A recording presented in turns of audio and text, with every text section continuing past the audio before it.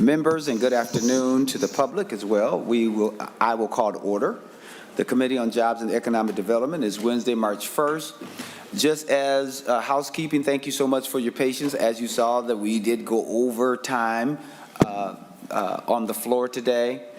Notwithstanding that reality, all the bills that we have up today, we're going to lay over for possible inclusion, but all testimony is limited to 2 minutes, and you can tell that we're already 35 minutes behind, not because we didn't want to start on time. So I'm going to ask everyone to please adhere to the 2 minutes, and if you go over your 2 minutes, I'll be happy to step in and say thank you for that wonderful testimony, and encourage you that if you want to provide additional testimony that the time just does not allow, please feel free to submit anything in writing, and I will make sure that it is distributed to the committee. So with that being said, Senator Putnam has arrived with us, and we're going to start with Senate File 1271. It looks like we have a number of people online, but we do have also John Sherman, who is a retired state employee, former state administrative director for Extended Employment Program. Are you with us? Okay, so will you join him at the table, please? I'd be glad, but if the online folks have been waiting, I'd be certainly willing to wait. If you'll be so kind as to follow my instructions, that'd be wonderful, and join him at the table. I'll be happy to just make sure the folks online are able to jump in there. So thank you for your thoughtfulness. I sincerely appreciate it. A quorum is present. So Senator Putnam, as you know, we're excited to have you here and a member of our committee. So if you could be so kind as to start with any opening statements that you have about 1271. We'll then move to some of the individuals who are online, and then we'll go to Mr. Sherman, who is present with us once we finish with those online. So thank you all for being here. So Senator Putnam to Senate File 1271.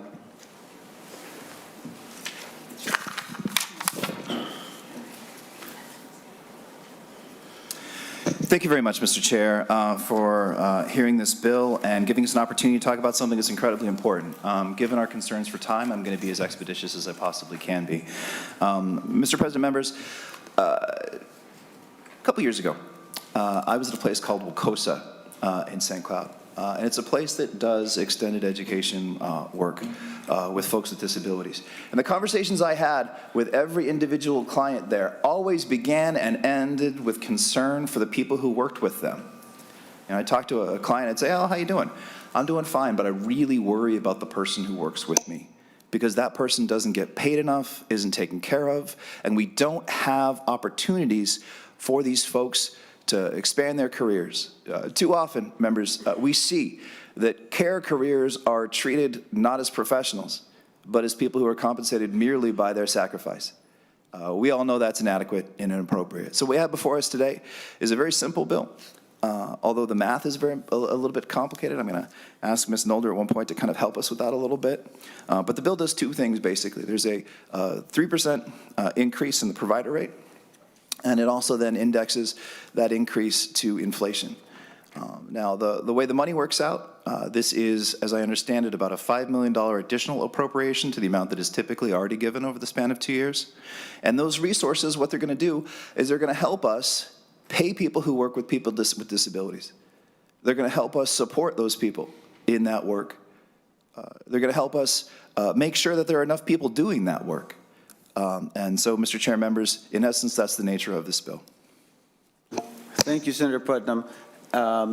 We will go to our fiscal analyst after the testimony, because I do see that there's been some past financial activity for this particular bill, and now it looks like there's 2 lines on my sheet that shows that there's money that has come from the Workforce Development Fund as well as the General Fund, and so we'll talk about that after our testifier. So I'm just teeing that up so she's ready, and she always is ready. So with that being said, Shelley Borman, who's with Goodyear Easter Seal, are you with us online?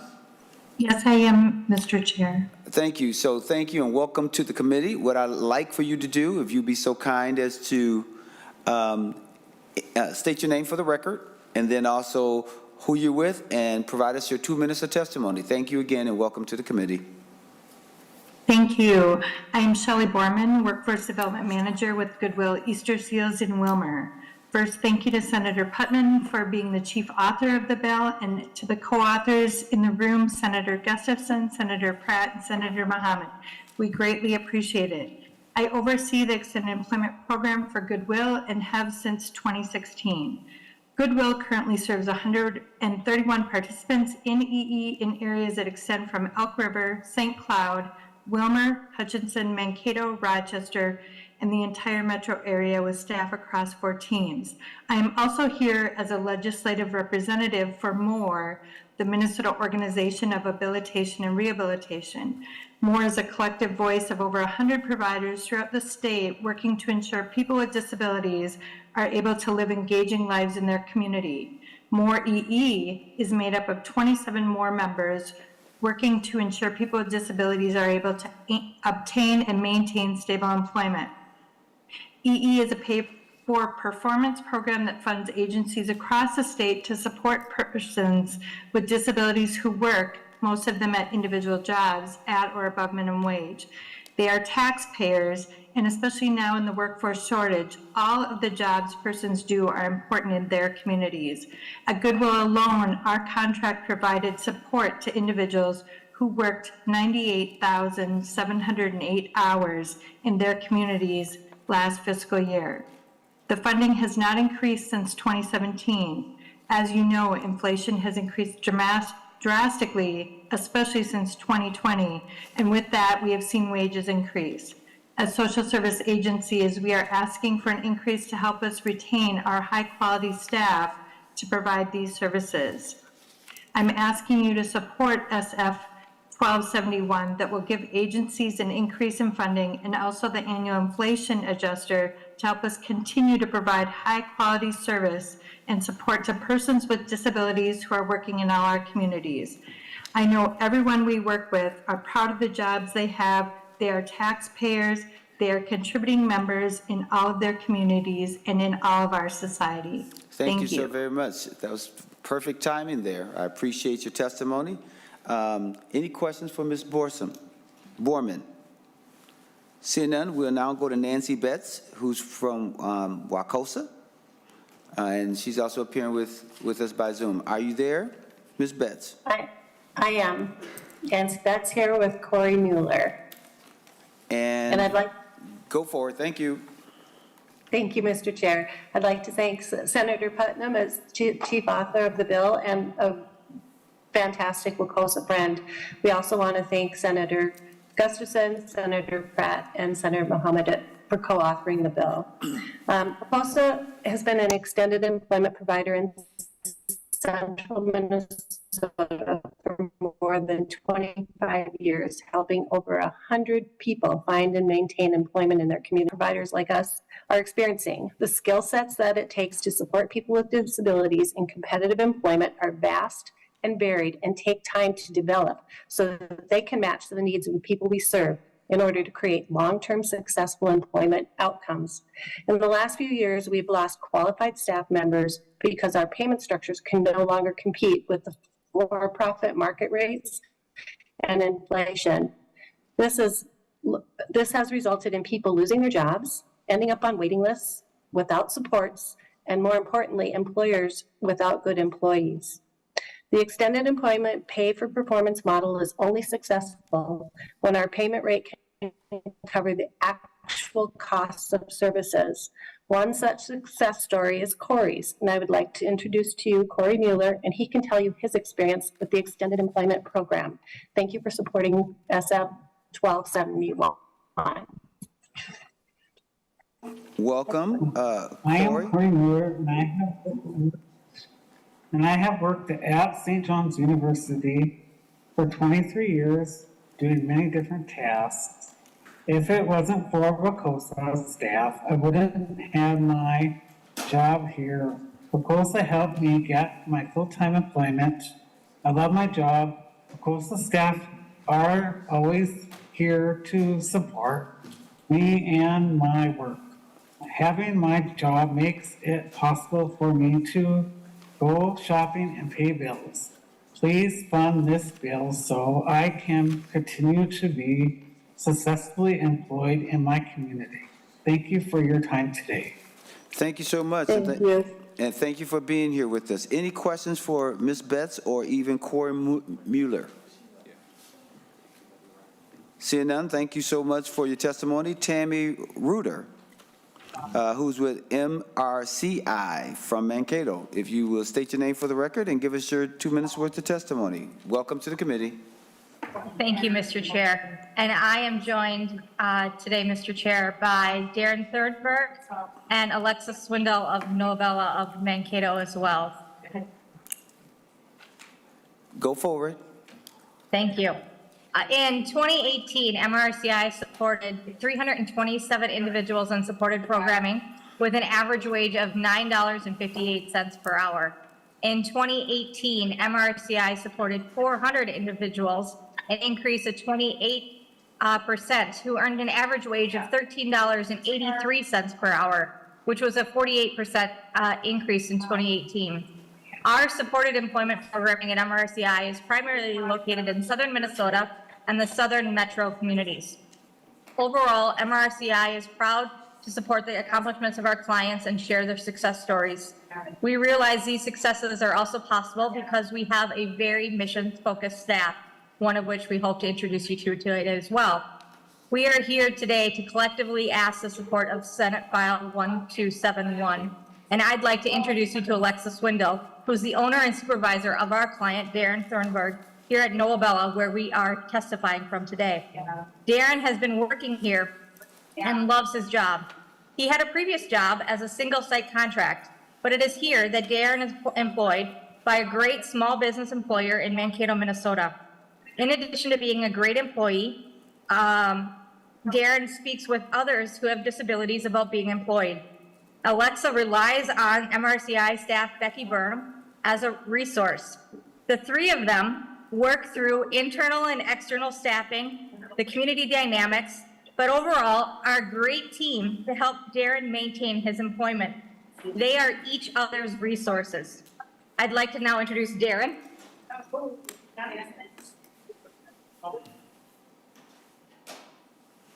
Welcome Thank you for to, having me. I enjoy my job here very much. I enjoy working with my coworkers and Alexa and trying all the amazing food here. Thank you. thank you, Darren. Hi, I'm Alexa. Darren is a very hard worker. We rely on MRCI, Darren, and in today's economy, we need every resource that we have to be successful. So I strongly encourage, would recommend, would request the Senate File 1271. So thank you. Thank you so much. Thank you all for your testimony. So thank you, Ms. Reuter. Thank you to Darren, and thank you to the other testifier. Any questions for the testifiers? Seeing none, thank you so much. I'm going down to Rebecca Burnham, who's also with MRCI.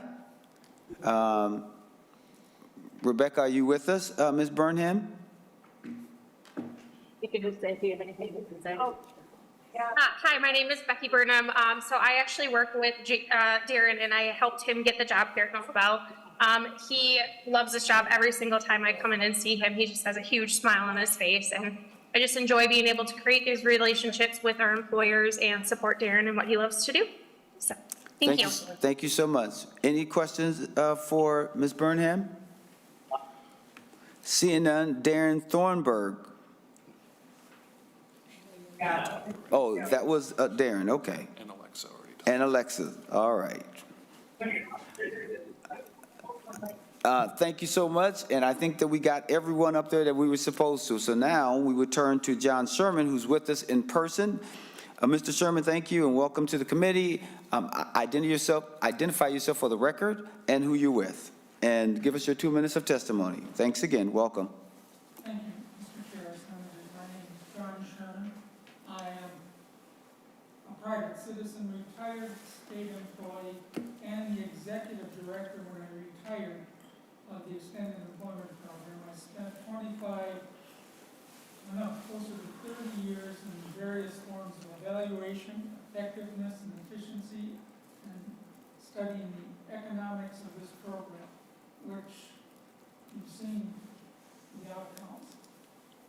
I'm here because this bill does something that for most of my career I wish we were able to do formally, and that is examine the problem of increasing costs in supporting a program that supports long-term employment supports for individuals with disabilities. A key component of the effectiveness of that program is stability of job coaches and stability of the community rehab programs that hire and sustain those job coaches. That requires stable funding. In my 25 years of tracking the economics of this program, it never kept up with inflation. And the effect of it was to lose programs, to see a diminishing number of individual workers who have been supported by that program, and made it much more difficult for the programs to move their focus into competitive community employment, good jobs in the community for Minnesotans with disabilities. So I'm here to specifically point out sections the changes to 268A.15, which would be a new section coded 8A and a new section coded 8B. 8A would require the commissioner and the department, and realistically the vocational rehabilitation unit, to identify inflation in the cost of the extended employment program. We did it informally for years. It's not a new task. I spent a good chunk of my time calculating the impact of increasing costs in the program, of which we have no control. 8B, however, is the kicker.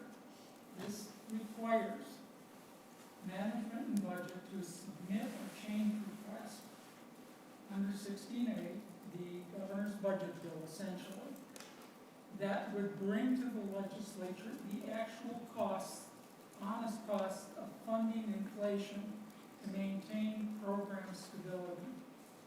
This, I'm assuming, is going to be very controversial. I don't know of any place in state government where it is done. I have to tell you, as an old retired bureaucrat with a lot of experience, this is prudent management. This is fiduciary responsibility on the part of the state. And with that, I'll submit 4 questions. Thank you, Mr. Sherman. So, Mr. Sherman, it looks like in the provision that you're talking about on lines 1.13 that you're asking for there to be a directive that there be an annual inflationary adjustment in the reimbursement rates, and then for the department to make that change. Is that what you see there being proposed? Mr. Chair, yes, that's precisely what I see. All right. Thank you. Senator Putnam, and I also recognize that you have an A1 amendment. Mr. Chair, that's what I was going to suggest, if that's appropriate at this time, because it might provide a little bit more clarity, if I may suggest. Senator Putnam moves the A1 amendment. That should be in your package. Everyone see that A1 amendment? Any questions on the A1 amendment? All those in favor say aye. All those opposed say no. The motion prevails. All right, Senator Putnam. That was a close one, Mr. Chair. That was a very close vote right there. I wasn't quite sure which way to go with that. Senator Putnam, tell me how you believe that the line that I just referred to, Mr. Sherman, would operate when we think in terms of an appropriation. Because you know money is appropriated then it seems as if you are making the request for there to be inflation calculated and then for there to be either that ask or a change request being made by the department in the next biennium. Senator Putnam. Thank you, Mr. Chair. I would say one thing I think perhaps mediates some of this concern, hopefully at least in my understanding, is the amendment as it changes the language from must to subject to the availability of funding. I think that could help a little bit with some of the controversy or concern about this, but I would also like to defer to Ms. Nolder because I've had some conversations with her in the past trying to figure out these different buckets from where the money's coming from, and she's much better at this than I am, Mr. Chair. So, Well, I'm glad that we both recognize that. Ms. Nomer, will you speak to the issue that I just asked him about and also help us understand what they received before, because it looks like they have two lines, and then what they're asking for fiscally or financially this time. Sure. Ms. Nomer. Mr. Chair and members, for subdivision 8A, the inflationary piece, I believe you're correct in your understanding of that that's something that the Commissioner of MMB can come ask increase for in the next budget cycle.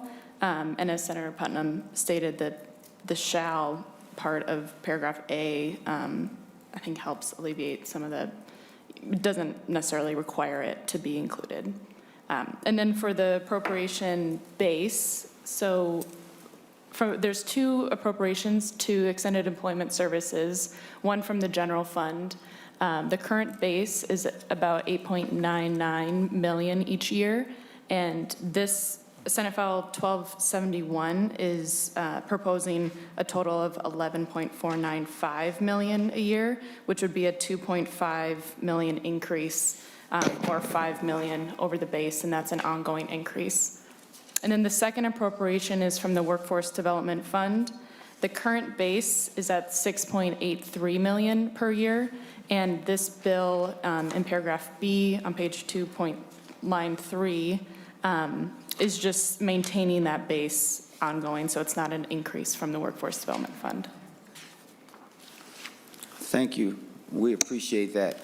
Any questions? Well, I do have another question. Senator Putnam, can you tell me, based on the base that's been provided up to this particular point, how many folks have been served and working and doing any of those things in order to give us a real good sense as to what's been done in the past and what we can expect with this additional $5 million that you're asking for in the base, by the way?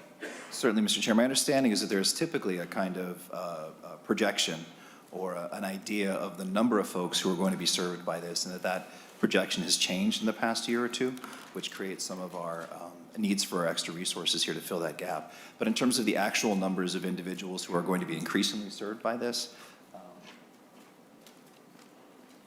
I'm going to ask Mr. Harris if he has any wisdom on that in terms of the concrete numbers. Mr. Harris, come forward, and if you could answer that question for us, that would be great.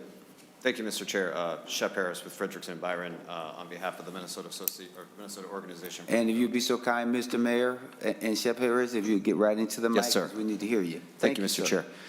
I could defer, Mr. Chair, also to the department if I'm off on this, but it's ranged over the past few years anywhere from roughly 3,500 up to 4,500 individuals per year.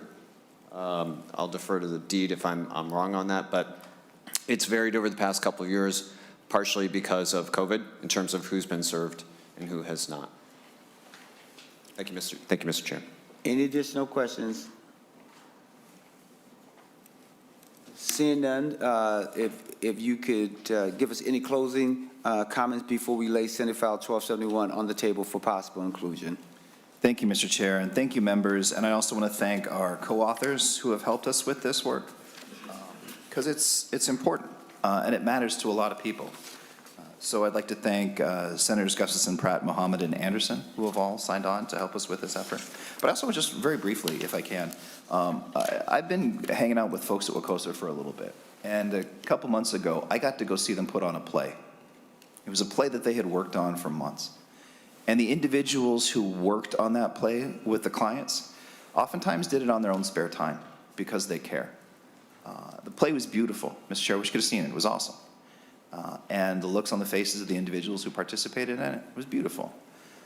This kind of work supports the people who do that work, and it helps us help other people work too. So I thank you again for the opportunity to discuss this and appreciate your support. Thank you so much. With that, Senate file number 1271 is laid on the table for possible inclusion. Senator Putnam, you'll stay with us, it looks like, at the table. We are now bring before the committee Senate file 1610, which is for the Greater Minnesota Child Care Facilities Program. And it looks like if we have Scott McMahon, if you would join us at the table, as well as Andy Wilkie, I think that is the proper name. If you would join us at the table, and what we'll do is have Senator Putnam give his opening statements and tell us about this bill before we then go to Claire Sanford, who is online, and then we'll get to the two that are at the table. Senator Putnam. Thank you, Mr. Chair. Our job in the Jobs and Economic Development Committee is to talk about workforce and economic development. That's why we're called that. But one of the things we haven't talked about yet very much is childcare. And there are a few issues more pressing, more concerning, having a greater impact on our capacity to develop our workforce and build our economy than the childcare crisis that we face right now. As a quick anecdote, when I was knocking doors in between the years, in between the election years, a couple years ago, I talked to a guy at the door who said that he had been working in manufacturing, driving down the cities to work in manufacturing. And COVID hit, he decided he liked hanging out with his 11-year-old. So he stayed home. And then COVID cleared up, and he decided, you know what? I'd rather just stay home because it's too expensive to pay for childcare, and I can't get a space for him anyway. So, members, we face a profound crisis in childcare, but especially in Greater Minnesota. And this bill deals with some of those concerns, the specific problems that we're facing in Greater Minnesota. Greater Minnesota needs about 40,000 childcare spots. And we're also seeing a precipitous decline in the number of in-home versus care centers in operation. In-home caregivers do great work, but we're not going to be able to take care of that need without also investing in care centers. Now, a new child care center can cost more than $1 million to build, but it's more than that in central Minnesota. In central Minnesota, you have to build a space, because of geographic scope, you have to build a space that's big enough to operate with an economy of scale. Sparse population, it's pretty tough to build a space big enough to be profitable. And if you take on great debt, you can't operate and pay your loans at the same time. This bill provides $20 million to support capital expenses for child care centers. Local government and private child care centers are eligible. The maximum grant is $500,000, and it requires at least a 50% non-state match. Members, Mr. Chair, this is an opportunity to help families and employers and to leverage private capital and support economic growth in all of our communities. Senator Putnam, thank you so very much for that testimony. There's going to be some questions, as you can see, that were huddled because we have some concerns about this bill that we will talk with you about. But with that being stated, Claire Sanford, are you online there? Okay, great. Welcome. And if you'll be so kind as to identify yourself for the record and then give us your 2 minutes of testimony.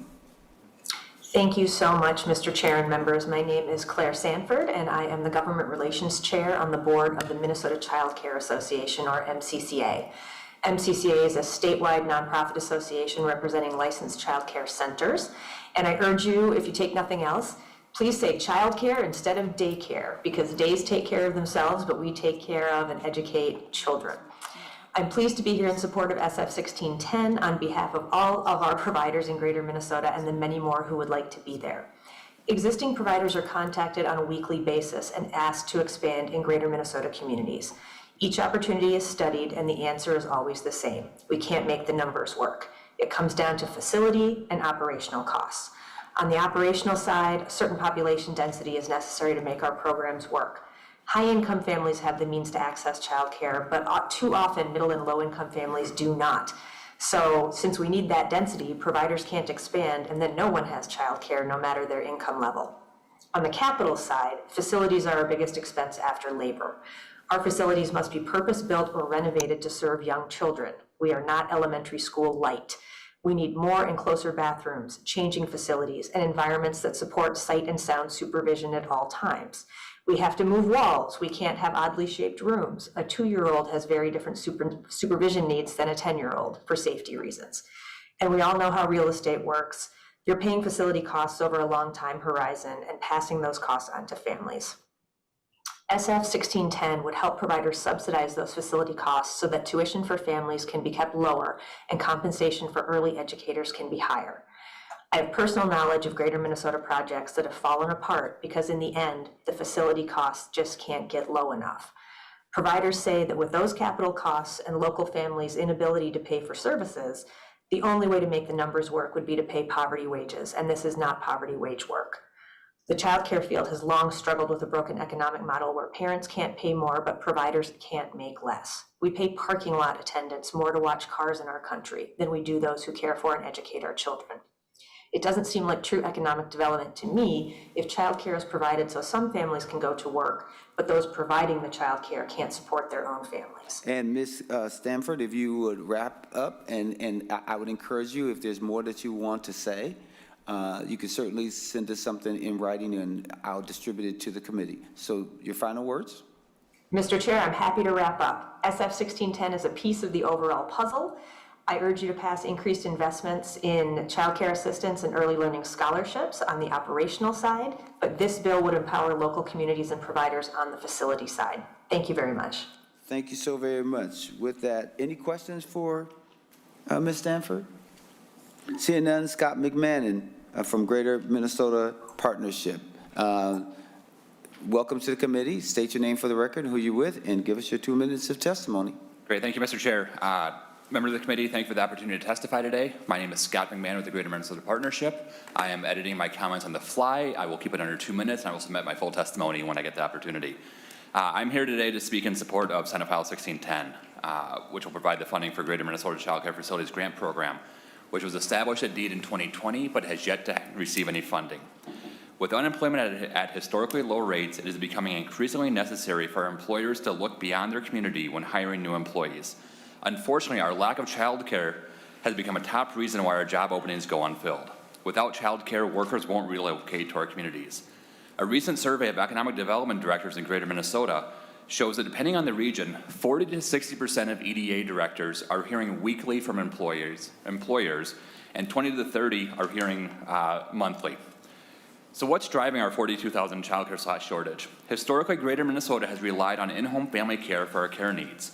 In the last 20 years, we have seen a dramatic decrease in the number of in-home childcare slots in our communities.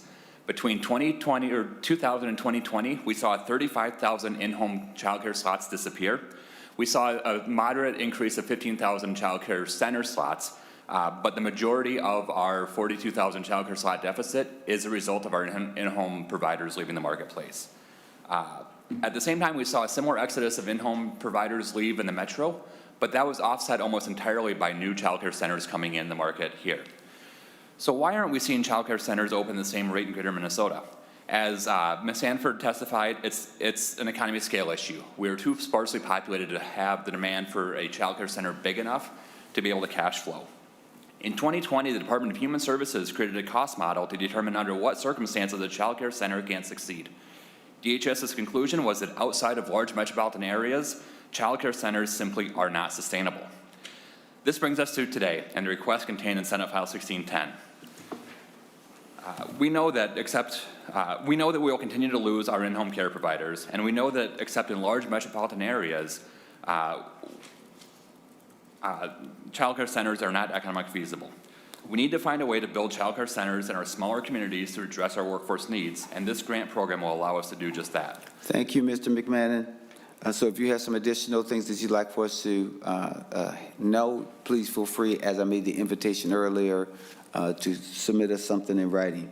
Andy Wilkie, Director of Business Development and Public Affairs at Greater Mankato Growth. Identify yourself for the record and who you're with, and give us your 2 minutes of testimony.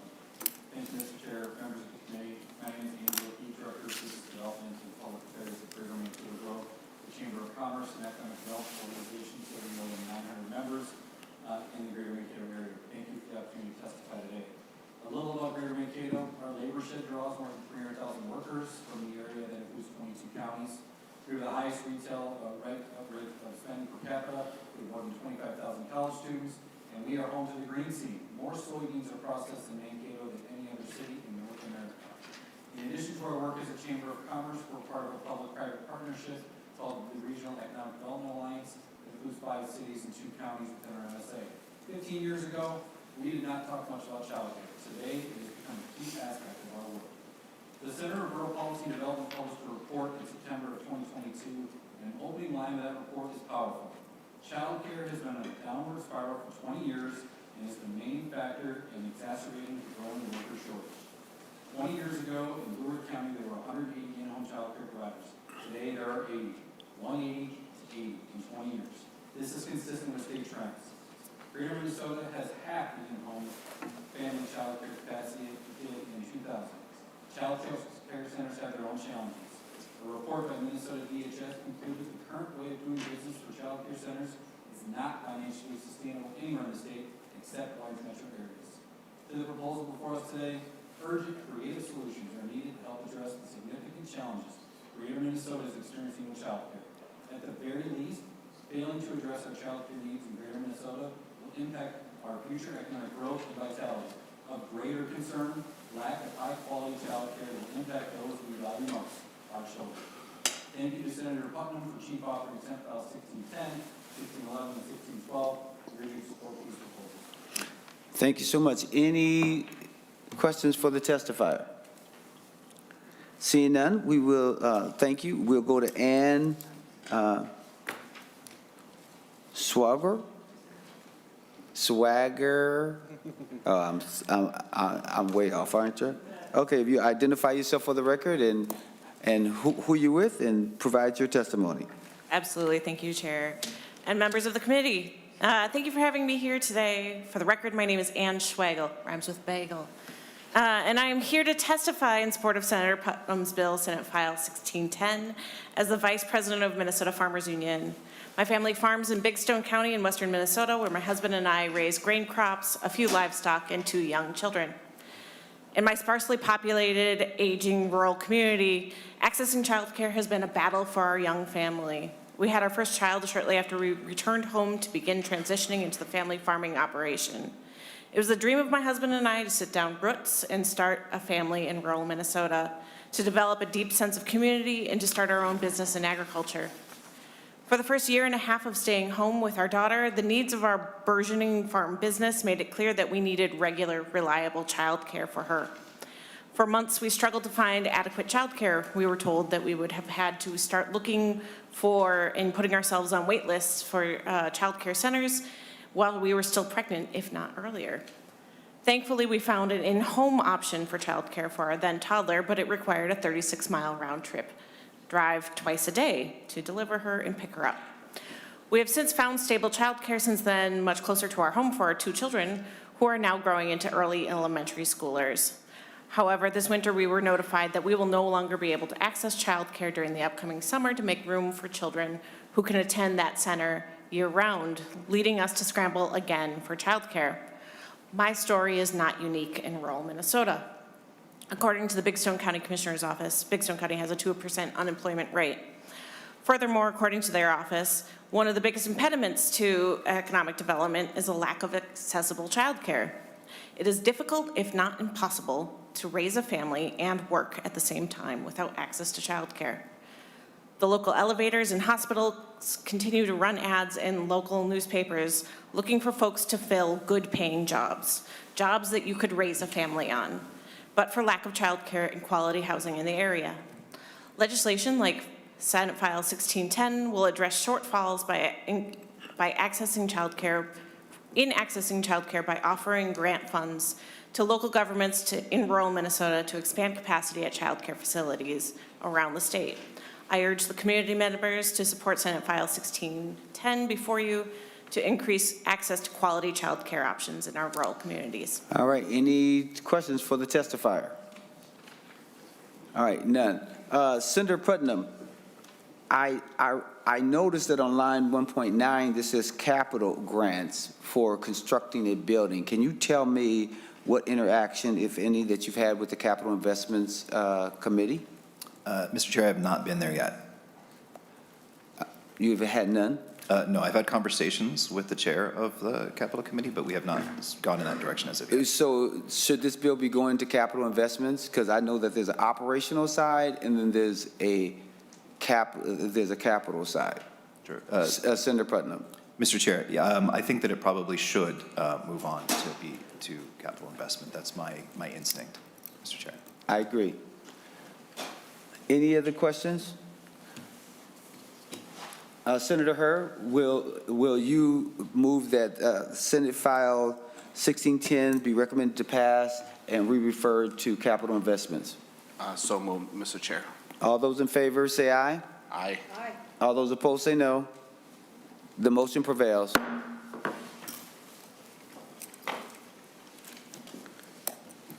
Senator Putnam, you now have with us Senate File 1611. That is before the committee now. We are now looking at 1611. And Senator Putnam, it looks like you have 3 testifiers. One will be on Zoom, and then there will be 2 before us. So we're going to ask you to give opening testimony, and then is Matt Verlick with us? If you'll come on up and join us at the table, and Abdi Desani.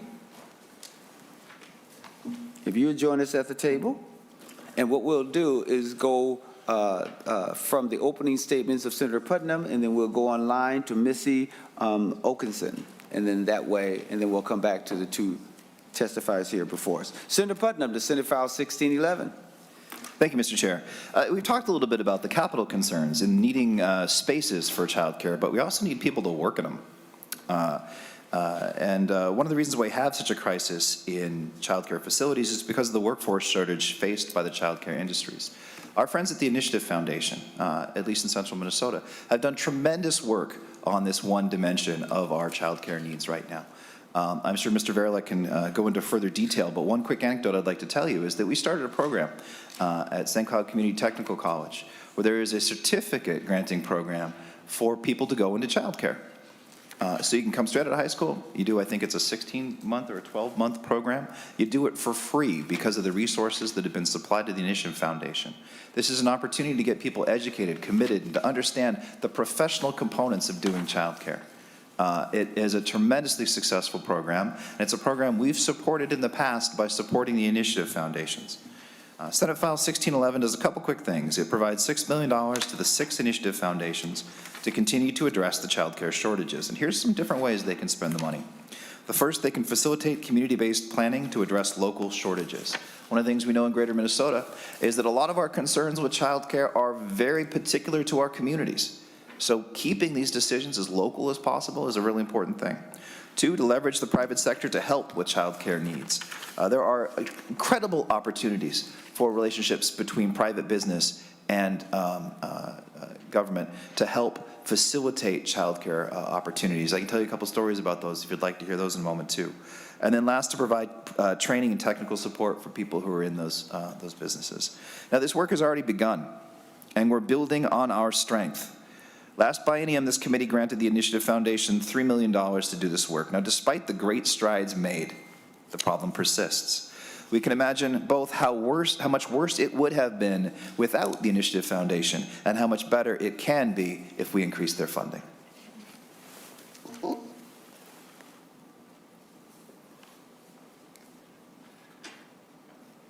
Anything else? Okay, thank you, Senator Putnam.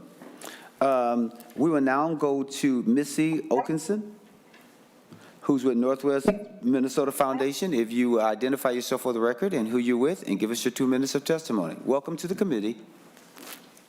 Thank you, Mr. Chair and members of the committee. My name is Misty Okinson with Northwest Minnesota Foundation, serving Red Lake Nation, White Earth Nation, and 12 counties in rural Northwest Minnesota. Our 4 largest communities are Bemidji with a population just over 15,000, followed by Thief River Falls, East Grand Forks, and Crookston, all of which have populations under 10,000. We're bordered by Canada and North Dakota. I'm here today to support Senate File 1611. According to our partners, First Children's Finance, we have a deficit of 3,410 providers. or childcare slots, and that has grown since the pandemic. Utilizing DEED technical assistance funding, Northwest Minnesota Foundation has been able to develop and sustain the Northwest Minnesota Child Care Collaborative. On a quarterly basis, we facilitate a successful effort with our regional child care experts, including Parent Aware, Child Care Aware, MinTrack, Tribal and County Licensors, CAPLP, First Children's Finance, Wayfinders, and the Empower to Educate staff. To date, we have worked with over 14 community-led childcare task forces and helped to create or in the process of creating solutions for each of these communities. To tie back to the previous bill presented, we are seeing the need for facilities grant funding in some of these communities to bring this good work to completion. Our DEED funding has also allowed us to contract with local agencies to create childcare resource events that have introduced local resources available to early educators within our region, including the childcare experts from our collaborative team. Our numbers, it seems that this is working. Our partnering is with these other agencies is working, and our numbers of parent-aware providers has more than doubled since 2019. I just received a report from one of my regional collaborative partners that in January 2023 was the first month since the pandemic that they saw a positive number in childcare slots, meaning more childcare providers open than closed. In the past, the Minnesota Initiative Foundations collectively received $720,000 from the state of Minnesota to advance resources, programs, and services to help generate solutions for the childcare crisis. Across our 6 organizations collectively, we've offered over 200 trainings, provided 2,268 hours of technical assistance, helped create over 1,000 childcare slots through at least 46 startup and expansion projects, and recruited childcare providers to earn, maintain, and increase their parent-aware rating. Thank you so much, Ms. Oakenson. If there's additional things you want us to know, please provide it in writing and we'll circulate it to the committee. Any questions? All right, seeing none, we'll go to Matt Verlick. I hope I'm pronouncing your last name correctly. And if you will state your name for the record and who you're with and give us your 2 minutes of testimony. Welcome to the committee. Thanks so much. Well pronounced, Mr. Chairman. Thank you. Thank you, Senator Putnam and members of the committee for the opportunity to testify in support of Senate File 1611. I am Matt Verlick, president of the Initiative Foundation based in Little Falls, serving the 14 counties and 2 native nations of East Central Minnesota. Like Northwest Minnesota Foundation, we are a member of the network of 6 Minnesota Initiative Foundations that together support community and economic development all across the 80 counties of Greater Minnesota. And we are grateful that the state has repeatedly entrusted us with public resources to address this crisis, and I hope that briefly describing some of our past work will give you a sense of the additional progress we can make with the resources requested in this bill. At the top of our menu of strategies is a partnership with a fellow CDFI or community development financial institution, namely First Children's Finance, based here in the Twin Cities. With this partnership, we facilitate a community-based strategy session in which local people who care about child care develop a roadmap to address whatever may be their area's greatest need. We've done this in a number of communities across our region. At the end, the foundation also then awards a $10,000 grant from our own funds to each community, and ideally this sets in motion a snowball of resource attraction from other sources, snowball hopefully being an apt analogy in this season of the year. A project at Onamia illustrates the success of this strategy. There, our planning process supported a partnership involving the Mille Lacs Band, Mille Lacs Corporate Ventures, and the Mille Lacs Health System. After supporting the planning process I described, we also then provided a grant for design of a new child care center, and that study ultimately helped make the case for hundreds of thousands of dollars in construction on a facility that will create 80 slots when it opens. As noted by Senator Putnam and others, workforce is another key challenge facing the child care sector, so we've partnered with our 3 technical and community colleges. There we provide funds to assure that anyone seeking their Childhood Development Associate certification will graduate with no debt, thus helping to recruit new workers from a diverse range of backgrounds to the sector with greater skills and earning power. Mr. Verlick, thank you so very much. Thank you. You want to wrap up and then... Last 2 sentences, great.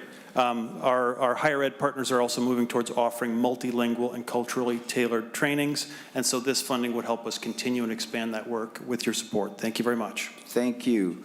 Mr. Abdi Daysani? That's right. Oh, that's right. Oh, yeah, that's right. Thank you. Thank you, Mr. Chair. Identify yourself for the record and who you're with, and give us your 2 minutes of testimony. Welcome. Thank you, Mr. Chairman. Members of the committee, thank you for this opportunity to testify in, of Senate File 1611, sponsored by a good friend and my senator, Eric Putnam.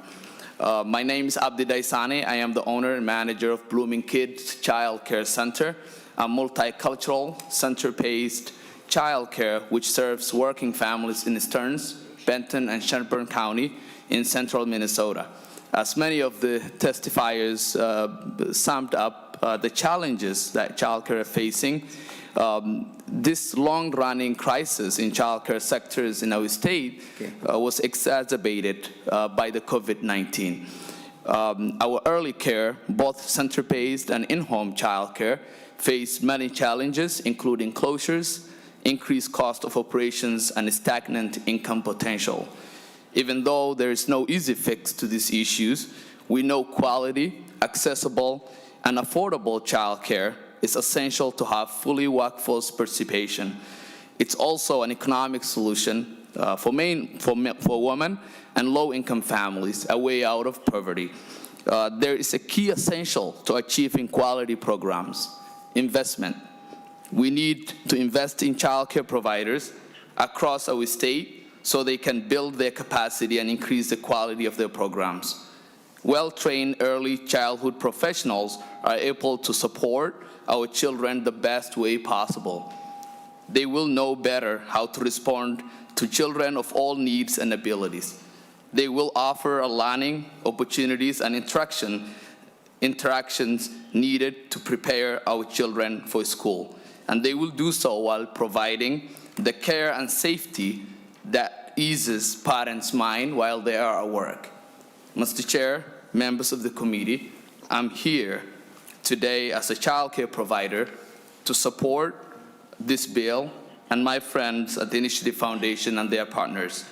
Minnesota Initiative Foundations were addressing child care needs in greater Minnesota, and they have the ability and built the resources and local connection to successfully support child care providers in greater Minnesota. So thank you. I thank you for your time. Thank you so much for your testimony. Any questions for the testifier before I get to some questions? Seeing none, Senator Putnam, I know you might have to switch there because there's something wrong with that microphone there. I see that, well, maybe I'll go to Ms. Noner, who can talk about the appropriation, because it looks like there was money that was allocated before, and I just want to kind of understand whether we see this language around sub-grants and how that, I know how it will work, but it just seems to be an interesting way by which to do things. Ms. Nolan. Mr. Chair and members, the previous appropriation for Minnesota Initiative Foundations receives $1 million per year in the base, and the way I read Senate File 1611 is it's a one-time increase of $6 million in fiscal year 2024. So I read that as above the current base, but I might ask the author what the intention is, if it's either to increase over the 1 million base or if that 6 million is a part of the current base, so only a $5 million increase. Senator Putnam. Thank you, Mr. Chair. Thank you, Ms. Nolder. The ambition of the bill is an additional $5 million, a total of $6 million, Mr. Chair. And would the $5 million be in the base or one time?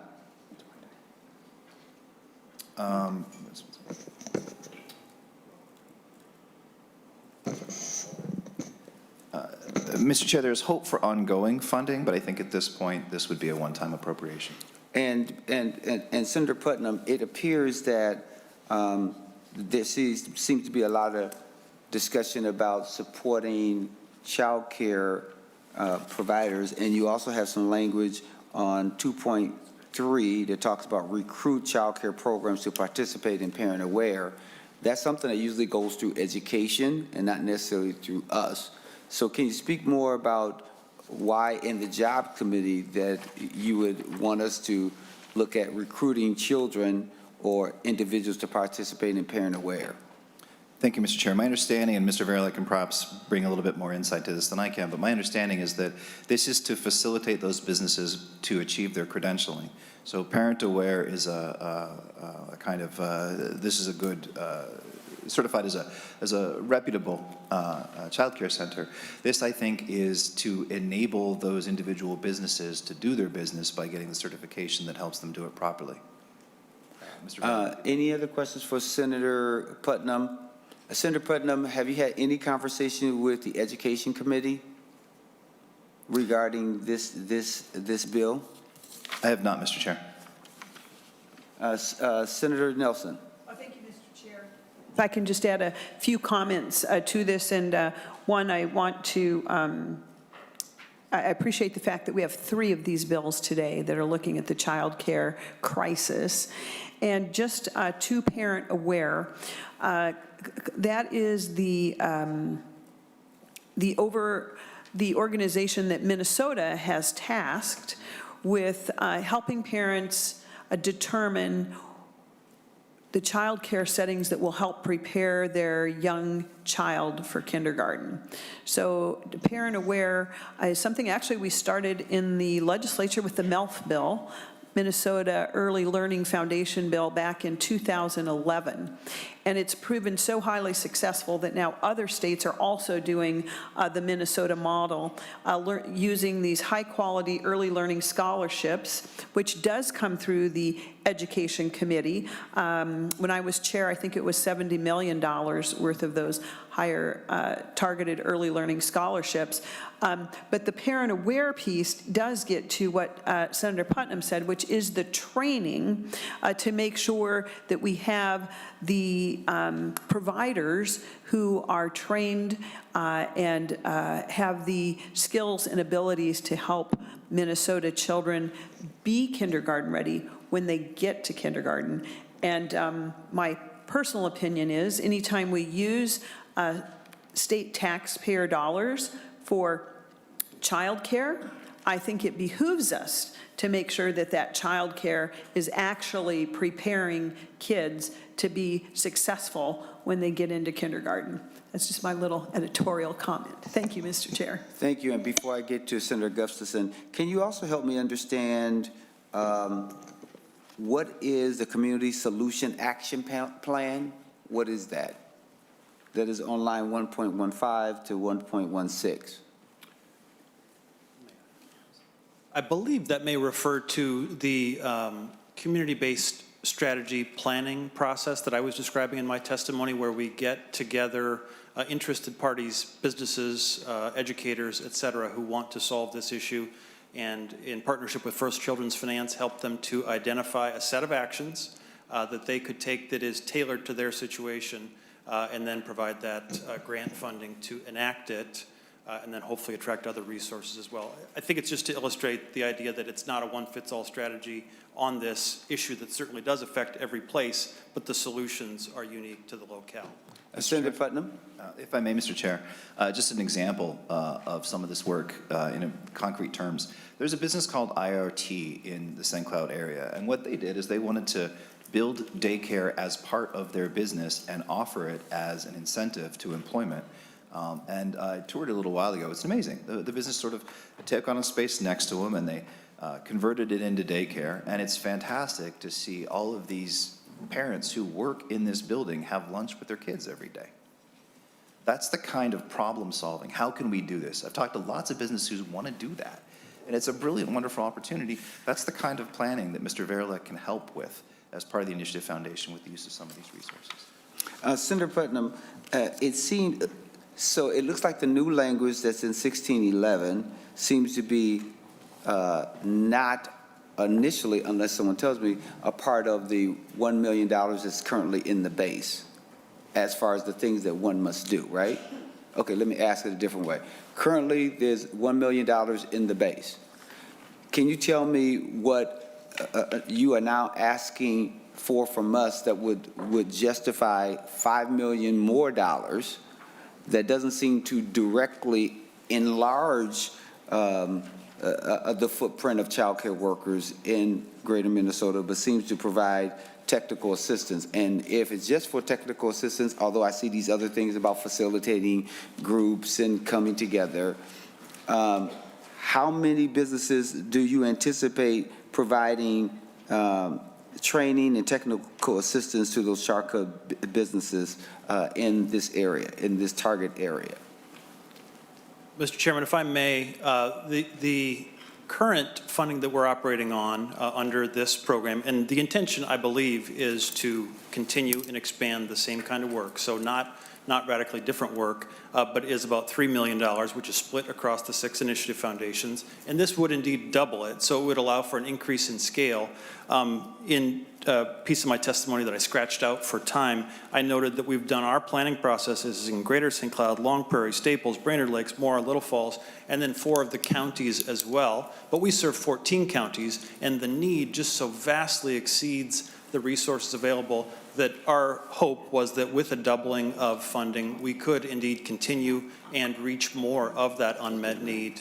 But we also understand that you have lots of priorities you've got to balance. All right, so I was just told by Fiscal that you got $3 million, not ongoing. So just want to make sure that's clear.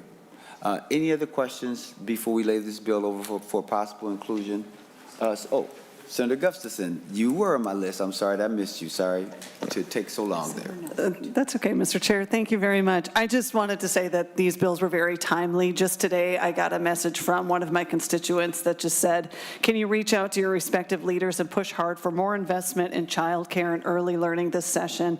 The child care crisis continues to get worse. Centers are closing and increasing. Closures are increasing. Folks are struggling to find staff, and this is leading to a loss of child care slots in a market that is already having long waiting lists. So this is something that is the top of mind for all of people in my district as well, but I think that obviously across the state this is an issue. So whether it needs to go to education or we can work out those details, but I really appreciate that we're highlighting this. It is a big deal, and I just thank you for these bills today.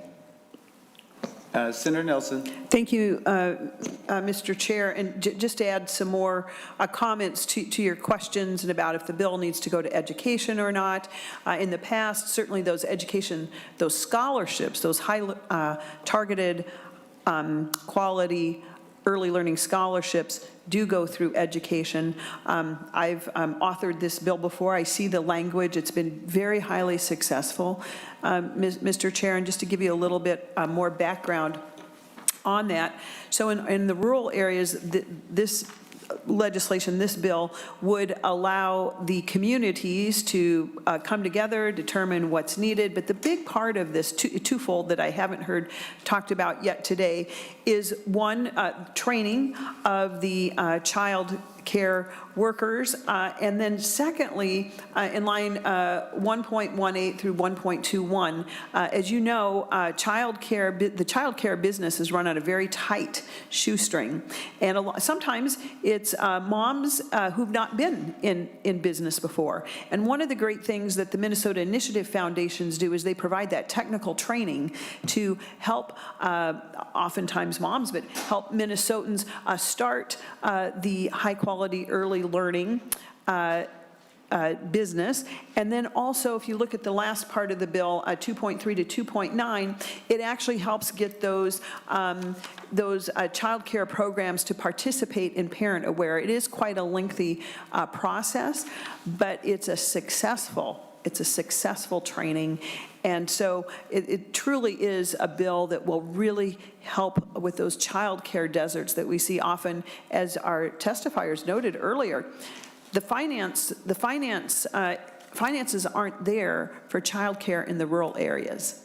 And yet that's where it's needed. We need that additional support to make child care affordable and available in our rural areas as well as the metro area, where because of the larger numbers, there's scale in numbers, and it's a little more affordable.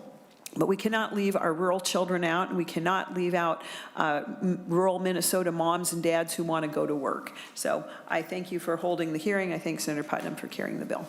And last but certainly not least, Senator Putnam, the language on line 1.8 where it says the foundation are authorized to subgrant the allocation to partner organizations who are assisting in childcare work. Is this language reflective of what you all put forth in your last allocation request? Thank you, Mr. Chair. I was not involved in that prior allocation request, so I'm Anyone going to can answer defer that? to Mr. Verelek. Yes. And I don't know if Missy from Northwest may have insight on this. I think it's partly related to the notion that we do lots of things in partnership with others, not on our own, not with our own staffs, because our staffs are relatively small sized, but working with, for example, the higher ed institutions, or working with First Children's Finance, or working with technical assistance providers that we would then pay. We can do it on a contract basis, but I think the opportunity for subgrant allows some greater flexibility that our teammates have said are helpful. Senator Nelson, I know that you've talked extensively about your work on this bill. Is this new language when it comes to the subgrant? Mr. Chair, I cannot recall the term subgrant. I wish I could, but I could not give you, I can go back and look and find out. But maybe your staff might have that at hand. I just wanted to test your capacity. That's all I was doing. You were either really. testing my capacity or my honesty, Mr. Chair. Ms. Nolan.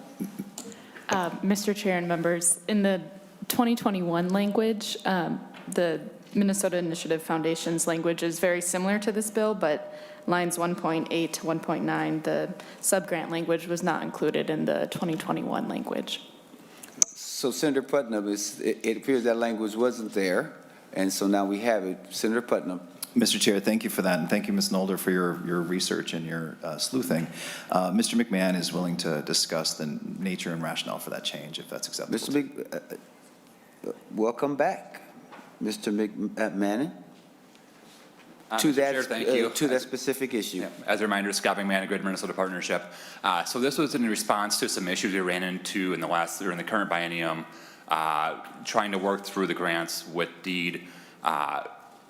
The language did not allow them to subgrant it, so the initiative foundations had to go through this convoluted contracting process with their partners in order to make the work. So whether they're working with First Children's Finance, or as Mr. Verelek indicated, it was working with the colleges. And so we worked with DEED to figure out mechanics that would allow the process to work in a more efficient process. So that's the only language change between what they're operating under right now and what this proposal is. Thank you so much for that information. Senator Putnam, your closing comments before we lay Senate file number 1611 on the table for possible inclusion. Senator Putnam. Thank you much, Mr. Chair, for our thorough treatment of this bill. I'd also like to thank our co-authors, Senators Frentz, Kupek, Hochschild, and especially Senator Nelson for her work on this in the past and her vocal support today. Members, I've said this already, but child care is important, and this will help. So I hope that we can support it. Thank you, Senator Putnam, for all your work on Senate File 1611. Senate File 1611 is laid on the table for possible inclusion. Senator Putnam, we are now moved to Senate File 1612, and it looks like you have two testifiers. Both should be here. Mr. McMahon, who was with us earlier, is going to rejoin us, and Sissa Keller, who's with Think Small. So, Senator Putnam, if you can give us your opening statements related to Senate File 1612. Thank you very much, Mr. Chair, for hearing this bill. And again, thanks again for having a day to talk about childcare. We all know how important it is. And this is yet another kind of wrinkle in the childcare situation that we're dealing with. So not so long ago, I was visiting with some friends who run a childcare center kind of on the border of Way Park, between St. Cloud and Way Park. And I was talking to some people who work there, and they talked a little bit about how difficult it was to work for such low wages. And how frustrated they were, but how much they loved their job being around kids. And then one of the friends I was talking to pivoted and said, but you know the one thing that really bothers me, that wasn't the word she used, but what really bothers me is that she works for $12, $13 an hour, and then she has to spend $120 for her continuing education units that she has to do all the time. Now, people who work in the public schools don't have to pay that, but people who work in daycare do. And it's just insult to injury. What we have here before us is Senate File number 12, 1612, would provide $10 million in grants to individual childcare providers who could do things like starting up a business or expanding a business or workforce training and support or assistance with licensing and regulatory requirements. A childcare provider could decide to apply for a grant to pay for the kind of CEUs that their teachers have to take, could apply for a grant to pay people a little bit more, to do things to improve the quality of their workplace, but also to help with regulatory hurdles. One of the things you're going to hear oftentimes from childcare folks is that they don't like regulations. But I've had long conversations with people who run centers when they talk about regulations. They say, it's not the regulation itself that bothers me, it's the fact that it takes so much time and effort to meet them. Members, this is an opportunity to have resources to develop new and innovative ways to facilitate the businesses of childcare and to make things easier on the people who do this work. All these grants would require a 50% match. This program started in 2017, and since then it's awarded more than $6.5 million across the state. In the current biennium, the grant program was awarded $4.8 million, but it has seen 4 times that much in grant requests. Mr. President, members, these grants promote innovation and expansion in childcare at the local level where it belongs. Thank you, Senator Putnam. We will now go to Sister Keller, who's with Think Small. If you would state your name for the record and who you're with. And is Think Small in Minneapolis? We do. We have offices both in Minneapolis and St. Paul. So, so good afternoon, Chair Champion and members of this committee. My name is Cisa Keller, and I am the Senior Vice President of Early Childhood Programs at Think Small, and I'm here to testify in support of Senate File 1612. Think Small is driven by a singular fact that 90% of a child's brain develops by age 5. Without access to proper early childhood development, achievement and economic gaps will continue to widen. Senate File 1612 addresses one of Think Small's top priorities, to preserve and increase the supply of quality childcare programs across the state. We support the provisions of the bill that invest directly into local Minnesota communities, specifically those that are experiencing the largest childcare shortages. We support the bill's commitment to a comprehensive investment through an emphasis on job creation, training, and compensation, in addition to facility supports as strategies to increase the number of childcare programs in our state. We also appreciate the bill's statewide approach, as families are experiencing childcare shortages in every part of the state. With about half of Minnesota's children living in the 7-county metro, many of whom are from BIPOC, ELL, and low-income communities, we are particularly concerned about the lack of childcare and its effect on these communities to be thriving. As a previous recipient of a deed grant that this funds, we know that the efforts like Senate File 1612 can help turn the tide. It's worth mentioning that even before COVID, Minnesota was facing significant childcare shortages across the state. As you've heard from previous bill testifiers, these shortages are significantly increasing and are present in every community. According to a 2020 report by the Center of Rural Policy and Development, Minnesota needs at least an additional 100,000 slots to meet the needs of our young families. Over 50,000 of those slots are in the 7-county metro alone. Finally, to kind of wrap this up to the greater scope of this committee, a report released in February by Ready Nation, the national impact of the inadequate childcare options, the national economic impact of inadequate childcare options has doubled since 2018, from $57 billion to $122 billion every single year. In Minnesota alone, this looks like a loss of $1.3 billion in lost earnings by families, a loss of $400 million in lost revenues for businesses, and a loss of $400 million in lost revenue by the state because of decreased tax revenue every single year. We urge you to support Senate File 1612 as one of the strategies to address the growing child care crisis in Minnesota.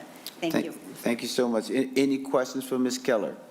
Ms. Keller, one of the things that you said is that this bill addresses the largest,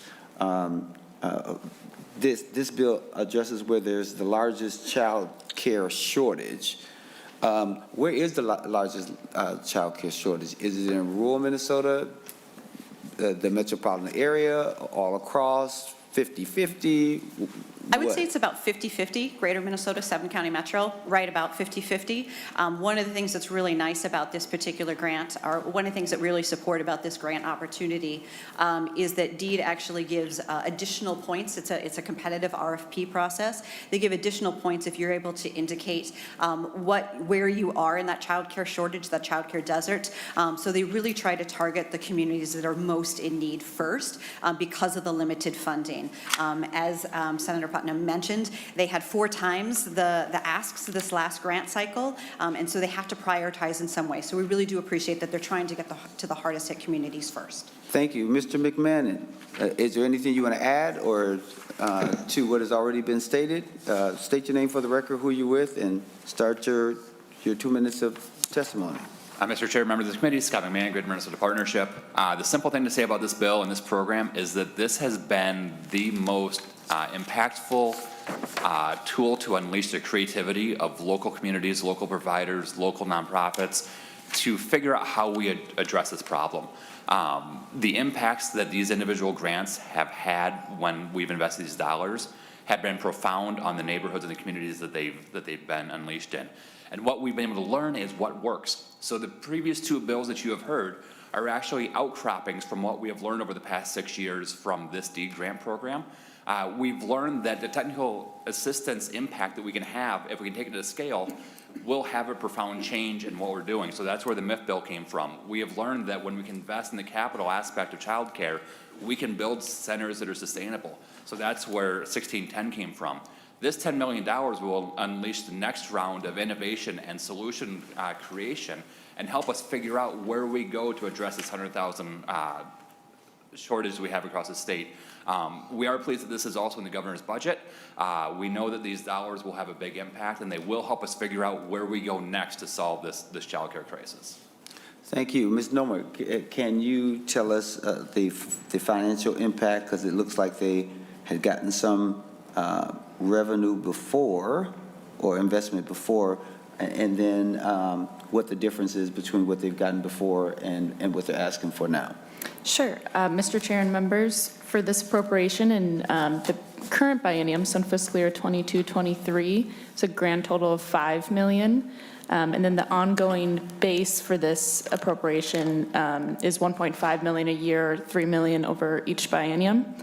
And then for this bill, the $10 million in fiscal year 2024 is a one-time increase.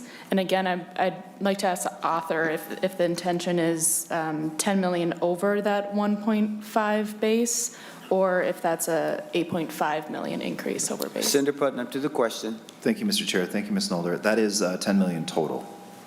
Okay, so then Senate File 1612 would be an $8.5 million increase over the current base. Thank you, Ms. Nomer. Okay. All right. Any questions before we lay this bill over for possible inclusion? Seeing no additional questions, we'll get our closing statements from Senator Putnam before we lay 1612 over for possible inclusion. Thank you again, Mr. Chair, for having this conversation and giving us an opportunity to talk about childcare, one of the most pressing concerns in the entire state, but one that is especially acute in Greater Minnesota. I want to thank our co-authors, Senators Fentz, Kupek, Hochschild, and the still indomitable Senator Nelson for your help with this project. And Mr. Chair, just one quick example. I know we're pressed for time, but one thing I think is pretty important to think about is this is a really concrete way to help people run their businesses and let other people get to work and make people happier. It is incredibly stressful to not know where you're going to leave your kid for the day and not have faith in that kind of thing. And it's really stressful to try and run a business like this these days. One of the very simple, concrete things that we could do with some of these resources is create a sub-pool so that child care centers can have access to other people to show up to work when people can't. This is a great opportunity to do a tremendous amount of good. And so in the context of all 3 of these bills, I appreciate the conversation. The specific one, I appreciate you hearing it, Mr. Chair, and thanks again for the day. Thank you, thank you, Senator Putnam, for all your work and for the bills that you presented today and for all the robust testimony. So we will lay Senate File number 1612 over for possible inclusion. Members, I have 2 bills that's up, and I'm going to turn the gavel over to the worthy Vice Chair but I'm going to take the bills out of order. I'm going to do Senate File 1578 first.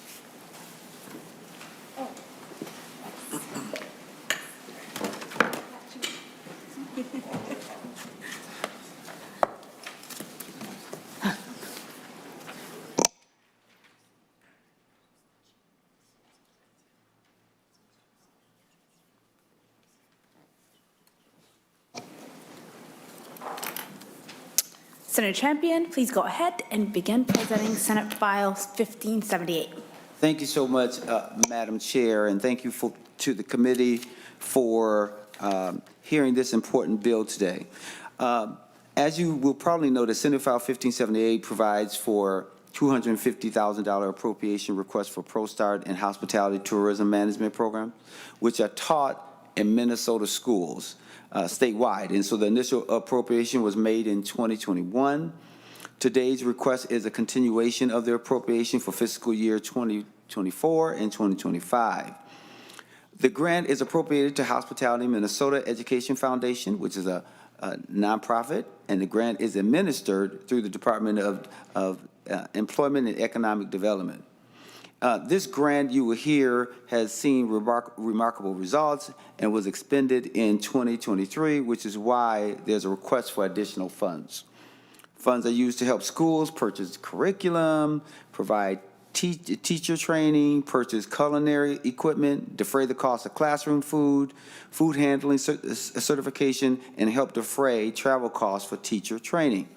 This is a proven, well-established educational program from national entities that engage high school students in culinary arts and hospitality management. And today, these programs are taught to 5,500 students in over 100 high schools across Minnesota and are extremely popular. In fact, some schools have waiting lists. Foundational skills that are taught in these classes include problem solving, teamwork, customer service, even event planning, and leadership. And so this will help build the workforce of the future by preparing the next generation of hospitality leaders. The hospitality industry is down nearly 15,000, and I'll repeat that, 15,000 workers. So building a workforce pipeline is critically important for industry, is an economic engine for Minnesota. In Minneapolis, for an example, Roosevelt High School participates in the ProStart program. I will also say personally, I always think it's important when one's culinary skills are used, because the best way to one's heart is through their stomach. So with that being said, I would hope that the committee will support this request, and we have some testifiers who will come up and give no more than 2 minutes of testimony. Thank you, Senator Champion. Liz Raymer and Natalie Thompson, if you could state your name for the record, you can begin your testimony. Thank you, Madam Chair. Good afternoon, members. I'm Liz Raymer. I'm the president and CEO of Hospitality Minnesota and the Hospitality Minnesota Education Foundation. I appreciate the opportunity to testify today in support of SF 1578, and I'm joined today by one of our ProStart students here, a second one you'll hear from, as well as a ProStart alumnus, along with an instructor. ProStart is a program of the National Restaurant Association, and as you've heard, is an experiential 2-year curriculum for culinary arts and food service management. Through classroom study, mentored work experiences in the statewide and national ProStart competitions, students receive focused skills-based training that gives them an advantage when they enter the job market or pursue post-secondary education in culinary or hospitality management. The Hospitality Tourism Management Program comes from the American Hotel and Lodging Association and introduces high school students to the hospitality and tourism industry, covering a broad range of topics from property and facilities management, sales and marketing, food and beverage operations, and leadership skills.